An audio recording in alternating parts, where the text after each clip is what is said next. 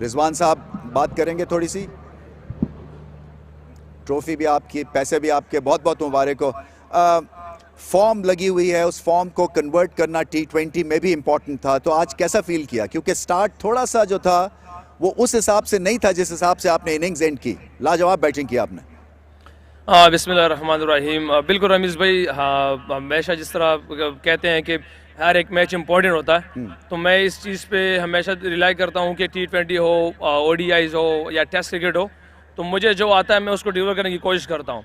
और जिस तरह आपने स्टार्ट की बात की है, तो थोड़ा सा प्रेशर आया सिर्फ इस वजह से कि जब आपके पास आपका कप्तान और जो वर्ल्ड रैंकिंग में वो अल्हम्दुलिल्लाह वो आपसे रन आउट हो जाता है, तो आपको थोड़ा सा फिर आपको बहुत सारी चीज़ें देखनी पड़ती है पीछे भी। इसलिए मैं बार बार मैसेज पास कर रहा था पवेलियन के, मुझे बाहर से जो चीज़ें ना वो दिया जाए प्लान, कि उस प्लान के थ्रू मैं चला जाऊँ। तो वही अल्हम्दुलिल्लाह थोड़ा सा पिच को रीड किया, उस हिसाब से मैसेज करते रहे, प्लान करते रहे, तो अल्हम्दुलिल्लाह एक अच्छा टोटल हुआ। एक जो मैसिव इंप्रूवमेंट है आपकी बैटिंग में, न्यूजीलैंड में भी देखा T20s में, और यहाँ पे भी छक्के लगाने की अहलियत वो बहुत बेहतर हो गई है। आपने कमाल कर दिया, 7 छक्के। रमीज़ भाई, जो सुना है चक्कों के बारे में कि चक्के नहीं लगा सकते, मगर यही है कि मैं तो सिर्फ इस चीज़ पे हूँ कि अल्लाह पाक मेरी मदद कर रहा है। मैं प्लान कर रहा हूँ, हिम्मत कर रहा हूँ और थोड़ी सी इंप्रूवमेंट लाने की कोशिश कर रहा हूँ अपनी शॉट्स में।